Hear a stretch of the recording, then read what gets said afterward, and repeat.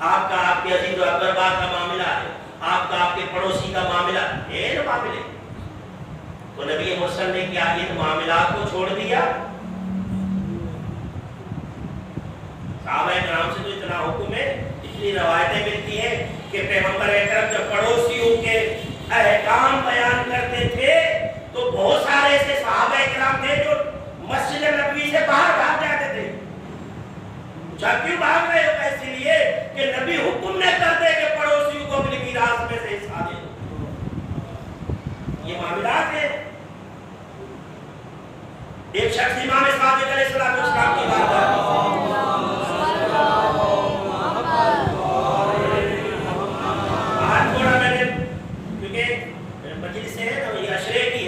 تو تھوڑا ہر ایک پہلو پہ تھوڑی تھوڑی نظر ہونی چاہیے۔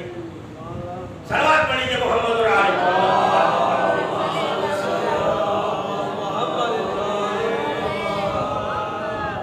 تو عزیزو، اب یہ میں عرض کروں، ایک وقت قیادت، ایک آدمی کی قیادت میں امام کے بارگاہ میں گئے، جا کر دروازہ پر طلبار کیا، اندر سے خدا باہر نکلا، مولا کی ظاہری حیات میں کہتے ہیں کہ جاتا ہے امام علیہ السلام کی بارگاہ میں سلام و تعزیت پیش کرے، اور امام علیہ السلام کو بیان فرمائے کہ ہم آئے ہیں مولا کی قدم بوسی کرنے۔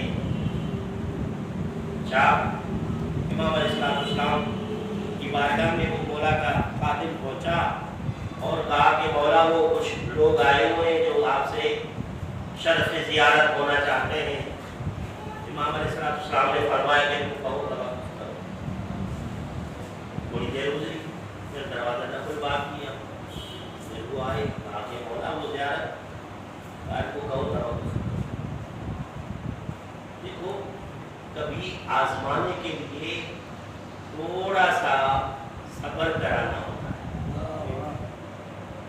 دیکھوں گی کیا کرنا ہے، پتہ پڑ جائے گا۔ اور دیکھو یہ مالکوں کا دروازہ ہے، ہو سکتا ہے کہ ایک سید اہل بیت جن کی اولاد ہے، آپ سید کس کی اولاد ہو؟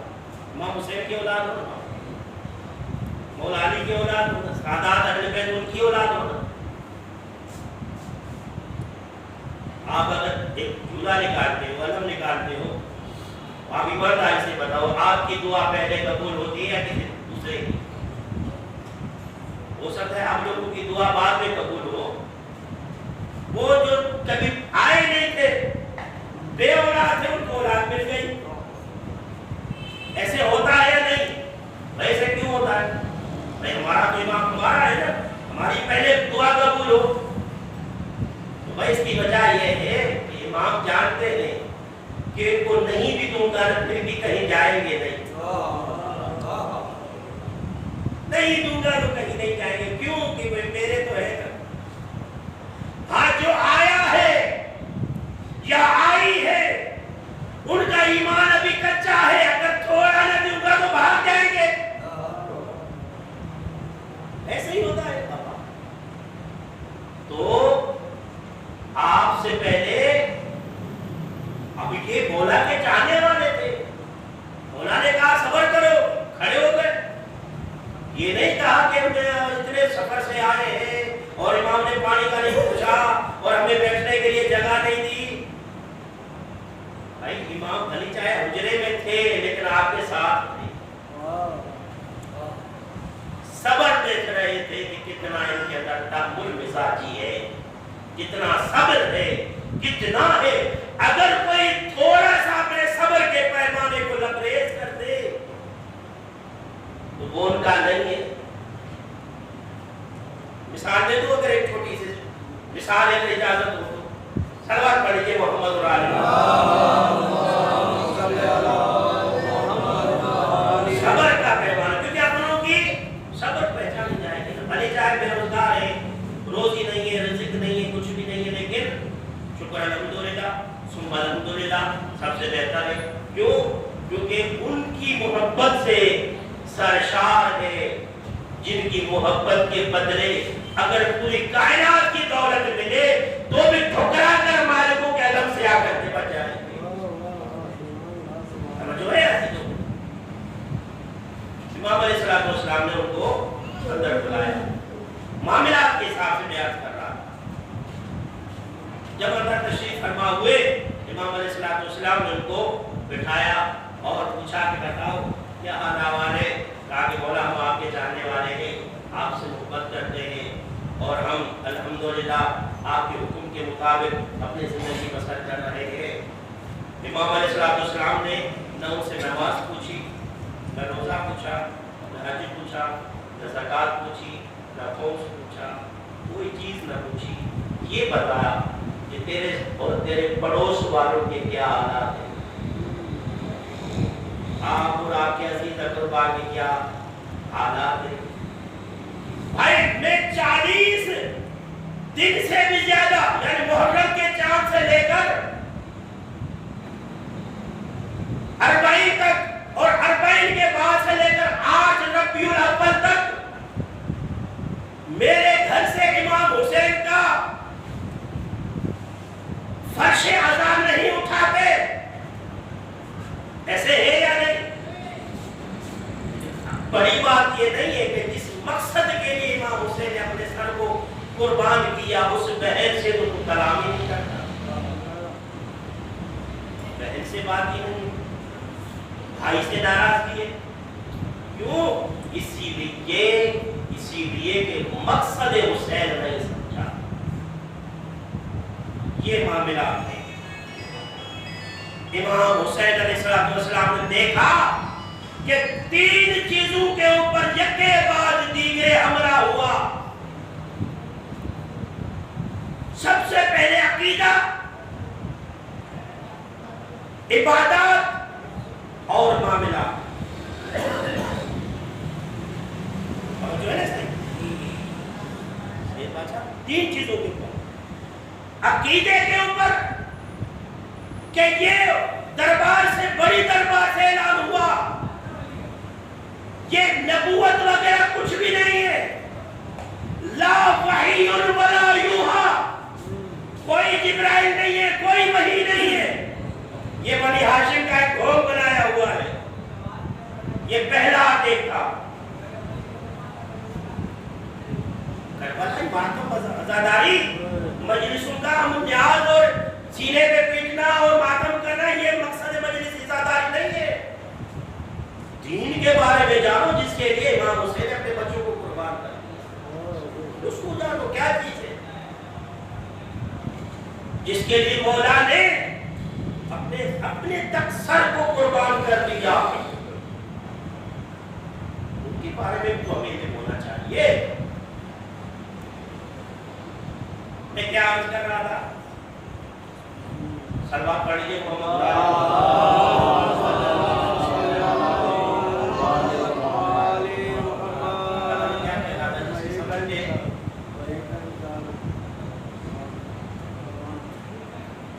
معاملات ہے۔ پہلا کیا؟ لا وحی ولا یوحا، کوئی وحی نہیں ہے، کوئی جبرائیل نہیں ہے، کوئی قرآن نہیں ہے، کچھ بھی نہیں ہے، یہ بنی ہاشم کا ڈھونگ تھا۔ ایک دوسرا، شراب نوشی کر کر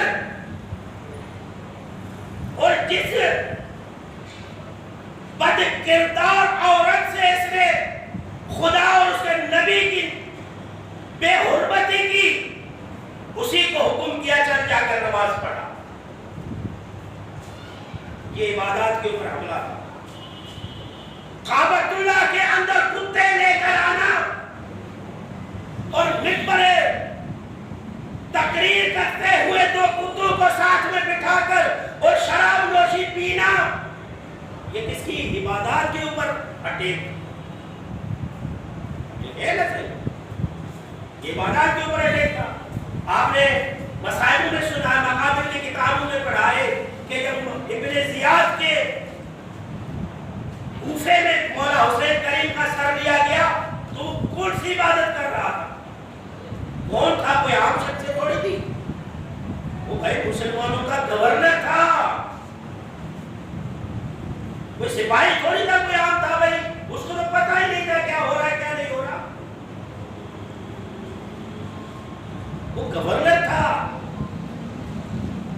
اب بتاؤ اس کو کیا کون سی عبادت کرنی چاہیے تھی؟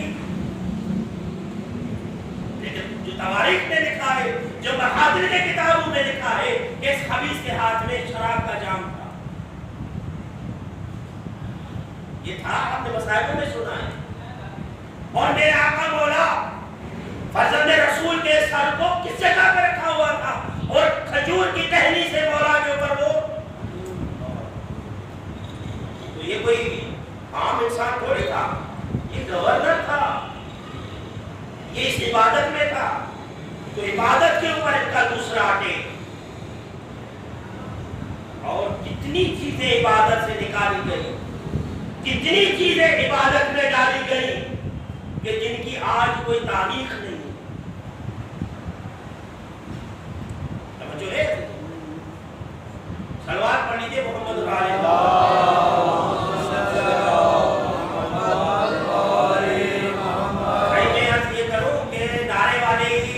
से भी है, लेकिन इस हकीकतों की तरफ भी हमारा ध्यान होना चाहिए।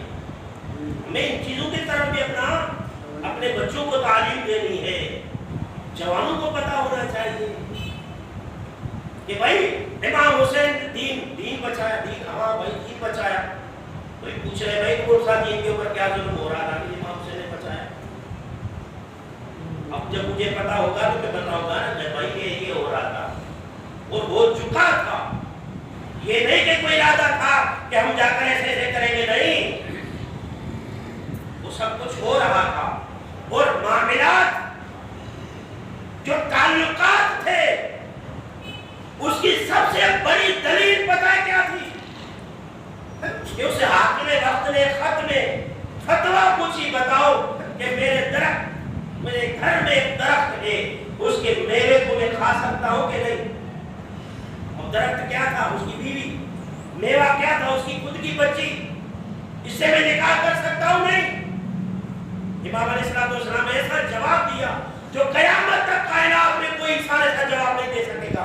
इमाम अलैहिस्सलाम ने फरमाया उस फ्रूट को, उस मेवे को, सबर को काटो, अगर बुरा निकले तो खा लो, अगर खून निकले तो हराम है।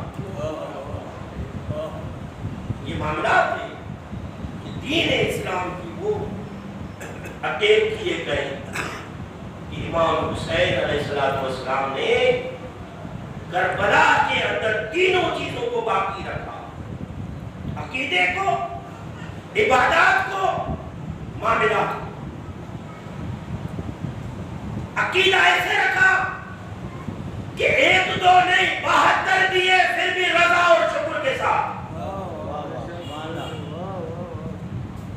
कोई रवायत है कि इमाम ने कहा बस मेरे बस भाई और मेरा जवान बेटा कैसे को, ये कोई ऐसी रवायत कोई ज़ईफ किताब में नहीं, जबकि खुदा ने खुद कहा था या अय्युहन नफ्सुल मुतमइन्ना, ए मेरे हुसैन मैं राजी हो गया हूं, बस अब खत्म। ये खुदा का हुक्म था, इमाम का नहीं। या अय्युहन नफ्सुल मुतमइन्ना इरजि'i इला रब्बिका राज़ियतुम मर्ज़िय्या फदखुली फी इबादी वदखुलिल जन्नह। सूरह फजर की आयत आप पढ़ कर देखें और देखें, अगर ये हमारी बात नहीं, जलालुद्दीन सयूती ने तफसीर दुर्र मंशूर में ये लिखा कि ये आयत से जो कलाम हो रहा था खुदा और हुसैन का। जलालुद्दीन सयूती हमारे शिया आलिम नहीं है, अहले सुन्नत के बहुत बड़े आलिम और मुफस्सिर गुजरे हैं। जलालुद्दीन सयूती जिसने तफसीर दुर्र मंशूर लिखा और जिन्होंने किताब अल सयूती लिखी, हम अल्हम्दुलिल्लाह खुद मदरसे में पढ़कर आलिम हुए, सुन्नी हो शिया हो, चाहे असूल फिक्र पढ़े न पढ़े, सयूती जरूर पढ़ेगा। अल सयूती जिसने पढ़ी है, वो जो मौलवी हजरात है वो सारे के सारे अल सयूती किताब पढ़ेंगे, हिदायत समदिया मंतिक और सयूती पढ़ेंगे। अब वो किसकी लिखी हुई है? शिया आलिम की नहीं है, अहले सुन्नत की आलिम की है, अल सयूती जलालुद्दीन ने। क्यों? इसीलिए कि अपना तो अपना खैर तक ने तस्लीम कर दिया कि अल्लाह ने कहा था हुसैन अब बस। ये है इबादत। और اتنا عظیم وہاں میرے مولا کی ذات کہ کوئی ایسا کہے کہ اس دوران مولا نے نماز چھوڑ دی ہو، آپ 4 جگہ نیاز کے گھر میں اتارے، ظہر اثر کی نماز نہیں پڑھیں گے، چھوڑو پڑھیں گے، مہمان آ رہے ہیں، جن کی مجلس ہو رہی ہے ان کے 71 جنازے اٹھائے ہیں، پھر بھی نماز، پھر بھی نماز، پھر بھی نماز، پھر بھی نماز۔ آپ پڑھو نماز، اپنے بچوں کو بھی پڑھاؤ، مقصد حسین نماز ہے۔ اگر نماز نہیں پڑھی، قرآن نہیں پڑھا تو امام کی شہادت کو تو ہم روتے رہتے ہیں، لیکن امام جس کی مظلومیت پر رو رہا تھا اس کو ہم نے چھوڑ دیا۔ تو عزیزو، مقصد امام حسین دین، جس کے لیے بھی اکبر کو قربان کر دیا، جس کے لیے محمد قربان ہو گئے، اس دین کی بقا، عبادات۔ اتنی روایتیں میں آپ کی بارگاہ میں عرض کروں کہ جب میرے مولا حسین علیہ السلام نماز ظہر کا ٹائم ہوا ہے تو جناب زہیر مولا کے پاس آ کر کہتے مولا نماز ظہر کا وقت ہوا ہے۔ مولا زہیر کو سینے سے لگایا، مقاتل کے کتاب لکھے، بچے جانتے ہیں، 1400 سال سے یہ چیزیں پڑھتے آ رہے ہیں، پر تدبر کرو، غور کرو ان چیزوں کے اوپر۔ مولا نے اس کو سینے سے لگایا، اس کے پیشانی میں بوسہ دیا، کہا کہ اتنا عظیم نمازی ہے کہ اس حال میں بھی نماز کو نہیں چھوڑا۔ اب دیکھو عقیدہ کیسے بچا ہے۔ مولا نماز پڑھے، بسم اللہ، مصلی بناؤ، مصلی بنایا گیا، صفیں کھڑی ہو گئی، زہیر پیچھے کھڑا تھا، سارے پیچھے کھڑے تھے، نماز ہو رہی ہے، جیسے اللہ اکبر ہوئی سامنے سے تیر آنا شروع۔ زہیر نے کیا کیا؟ نماز سے نکل کر مولا کے سامنے جا کر کھڑا ہو گیا، سینے کے بٹن کھولے باقاعدہ، اور جناب زہیر یا بجس پڑھ کر دیکھو اردو میں یا سندھی زبان میں پڑھ کر دیکھے مقابل کی کتابوں میں کہ زہیر نے اپنے سینے کے بٹن کھولے اور ایسے کھڑے ہو کر کہتا آؤ تیروں آؤ، پہلے میرا سینہ بعد میں میرے حسین مولا کا سینہ۔ اتنے تیر جناب زہیر کو لگے کہ جب نماز ختم ہوئی نا زہیر تیروں کے سہارے کھڑے، ایک تیر بھی میرے مولا کے پاس نہیں کیا۔ سمجھتے نماز کیا کم چیز؟ میرے مولا کا پتہ ہے کہ جملہ آپ کی بارگاہ میں عرض کرنا، مولا نے ایک جملہ کہا زہیر پوری کربلا والے میرے پیچھے جنت میں آئیں گے، لیکن زہیر تو ایک ہوگا جو میرے سے آگے جنت میں جائے گا۔ نماز پڑھیں، قرآن پڑھیں، سر کو تن سے جدا کر دیا لیکن زبان سے قرآن کو جدا نہ کر پائی۔ مقصد عزادار یہ ہے، امام حسین کا دین اسلام کے اندر اس طرح کے حملوں سے بچانا، یہ امام حسین علیہ السلام کا عمل ہے۔ 2 چیزیں واضح کر چکا، نہیں تو انشاءاللہ میں کسی مجلس میں یہ بیان کر دوں گا کہ عبادات اور عقائد کو کیسے میرے مولا نے بچایا۔ اور تیسرا آپ کی بارگاہ میں عرض کر رہا ہوں کہ معاملات دیکھو کربلا امام حسین علیہ السلام کیسے معاملات ہیں۔ جناب قاسم کی اماں جناب ام فروا، آپ احادیث کی کتاب دیکھیں، میرے مولا کس طریقے سے اپنی بھابھی کو بلاتے تھے، بھابھی اماں، بھائی کی بیوہ ہے لیکن امام کہہ رہے ہیں میری اماں تھی۔ یہ ہے تعلقات، یہ ہے معاملات کہ بیٹی کے خیمے میں گئے کس طریقے سے۔ آپ نے یہ بھی سنا ہے ہم اپنے گھر میں آتے ہیں دروازہ تک گلباب نہیں کرتے، ایسے میرا گھر میں کیسے دروازہ تک گلباب کرو، گھر میں داخل ہو پہلے دروازے کو ضرور بات کرو. یہ اپنی ہیبٹ بنا لو, عادت بنا لو کہ اپنے گھر میں داخل ہو پہلے دروازے کو بجاؤ. کیوں؟ کیونکہ آپ اکیلے نہیں ہو, آپ کے بچے ہیں اندر, اس حال میں بیٹھے ہیں, وہ آپ کو نہیں پتا. بہت سارے گھروں میں عورتیں ایک دوسرے کے سر سے چوہے نکالتی ہیں, سر پہ دوپٹہ نہیں ہوتا. بہت ساری عورتیں ہیں جو بہت سارے جن ایکٹیویٹیز میں ہوتی ہیں, کپڑے سی رہی ہوتی ہیں, کیونکہ ساری عورتیں گھر میں ہیں تو بھائی آنے کا بھی کوئی طریقہ ہے.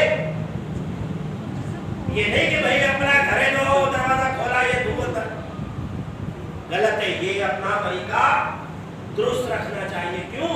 اسی لیے کہ ہمیں امام معصوم نے بتایا ہے.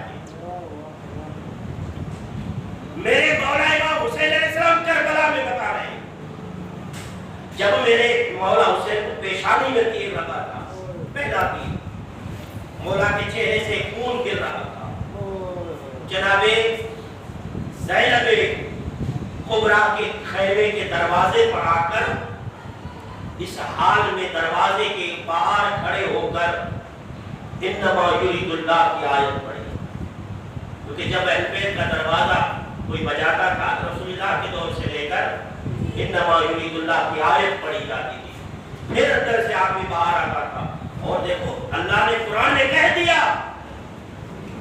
کہ 3 دفعہ دروازہ کھٹکاؤ, جواب نہ ملے تو واپس چلے جاؤ.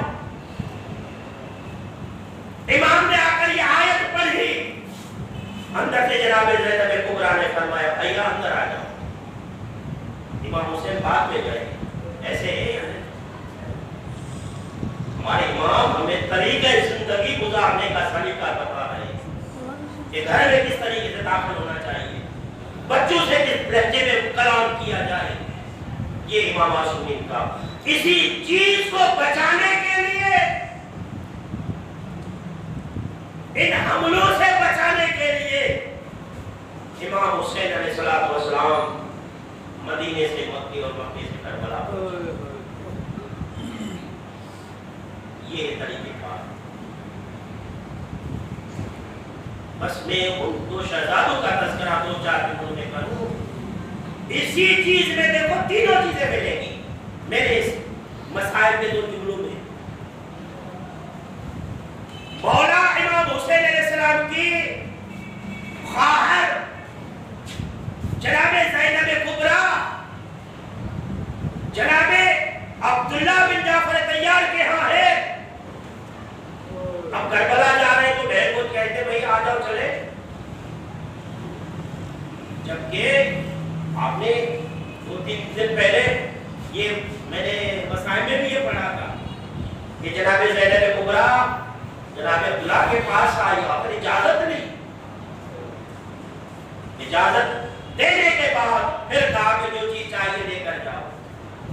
یہ طریقہ کار بیان کر رہے ہیں کہ اس طریقے سے زندگی گزاری جائے. بس ہزاداروں, یہ طریقہ کار اہل بیت اطہار نے سلیقہ زندگی گزارنے کا سلیقہ بتایا ہے. جب یہ قافلہ کوچ ہونے کو ہوا تیار, جناب عبداللہ 2 شہزادوں کو لے کر آئے. آقا مولا میں تو دیوار نہیں چل سکتا, یہ میرے 2 شہزادے ہیں, ایک اپنی طرف سے قربان کر دینا, ایک میری طرف سے. اجرکم من اللہ, ایک اپنی طرف سے ایک میری طرف سے قربان کر دیں. کہتے ہیں جیسے یہ قافلہ پہنچا کر کربلا کا لٹا ہوا قافلہ دربار میں, تو وہاں روم کے کوئی سفیر آئے ہوئے تھے. انہوں نے پوچھا کہ یہ جو نو کے نیزاؤں پہ سر ہے کہ کن کے؟ تو جس کو جو بتا رہا تھا اس نے کہا کہ میں کہوں گا کہ علی کا بیٹا ہے, رسول کا نواسا ہے, تو یہ تو ہماری جو چھپائی ہوئی چیز ہے وہ ظاہر ہو جائے گی, اس اس نے کہا کہ میں ایسے نام سے ان کو بتاؤں جو ان کو پتا بھی نہ چلے. اس نے کہا کہ یہ حسین بن فاطمہ کا بیٹا، کیونکہ ماں کا نام ہے، ہو سکتا ہے ان کو پتا نہ ہو. باپ کا تو ہر کسی کو پتا ہے کہ میں فلاں کا بیٹا ہوں، فلاں کا بیٹا. والدہ کا نام اکثر کر کے لوگ نہیں بتاتے. تو اس نے کہا کہ یہ حسین بن فاطمہ. تو پتہ ہے آگے والے نے کیا سوال کیا؟ کہہ رہا وہ فاطمہ جو مباہلے میں آئی تھی. اللہ اکبر اللہ اکبر. وہ فاطمہ جو مباہلے میں آئی تھی. اب جواب نہ دے سکا. کہہ رہا تجھے نہیں معاملات ہمارے میں بات کرنے کی. کہا یہ معاملہ آپ کا نہیں ہے، یہ فرزند زہرا کا معاملہ ہے. اور حیف ہو آپ پر کہ حضرت داؤد کے گدھے کا جو سم تھا ان کا نشان آج بھی ہمارے پاس محفوظ ہے. اے حیف ہو تمہارے نبی کا تو کفن بھی پیدا نہیں ہوا، آج ان کے بچوں کو دربار میں لے کر آؤ. اجر کو بھی اللہ آزادار چند جملوں کی ضابط ہوگا. یہ کہنا تھا کہ دربار میں سے حکم ہوا کہ سفیر کو قتل کر دو. سفیر نے اپنے سینے پہ ہاتھ رکھا، کہا مجھے قتل کر نہیں ڈراؤ. رات حضرت عیسیٰ میرے خواب میں آئے تھے اور کہا کہ تو کتنا خوش نصیب ہے کہ تو حسین کے ماتم میں شہید ہو جائے گا. حسین کے نام پہ تو شہید ہو جائے گا، تو کتنا خوش نصیب ہے. مجھے تو رات ہی بتا دیا تھا کہ میں تیرے ہاتھوں سے مارا جاؤں گا. عزادار یہ ہے مسلمان، یہ ہے جنہوں نے اپنے نبی کے نواسے کو قتل کر دیا. 2 شہزادے پہنچے ہیں کربلا. اور جب یہ نا قید ہو کر شام اور شام سے پھر رہائی ہوئی تو سال کے بعد، صحیح سال کے بعد، کربلا انسان کی سمجھ سے بالا تر ہے. آپ 4 دن گوشت فریج میں رکھو بدبو ہو جائے گا. 4 دن کے لیے آپ سبزی رکھ دو باہر خراب ہو جائے گی. 1 سال تک بغیر دھڑ کے سر رکھے رہے. وہ جو زیارت کر کے آئے ہو ان کو پتا ہوگا، میں خود اپنے آنکھوں سے دیکھ آیا ہوں. روس الشہداء 10 بائی 10 کا کمرہ ہے جس کے اندر کوئی کھڑکی نہیں ہے. ایک 10 بائی 10 کے کمرے کے اندر یہ جو سر رکھے ہوئے تھے دوسرے دن ملے تھے، 5ویں دن ملے تھے، مہینے کے بعد ملے تھے، 1 سال کے بعد ملے تھے. کوئی تاریخ بتائے کہ کسی سر میں خرابی ہوئی ہو. مقتل پڑے. یہ سر ملتے گئے عزاداروں، سارے سر مل گئے. 2 سر کونے میں پڑے تھے، ان کو کوئی لینے والا باقی نہ بچا. اجرکم اللہ. عزاداروں، کوئی رونے والا باقی نہ بچا.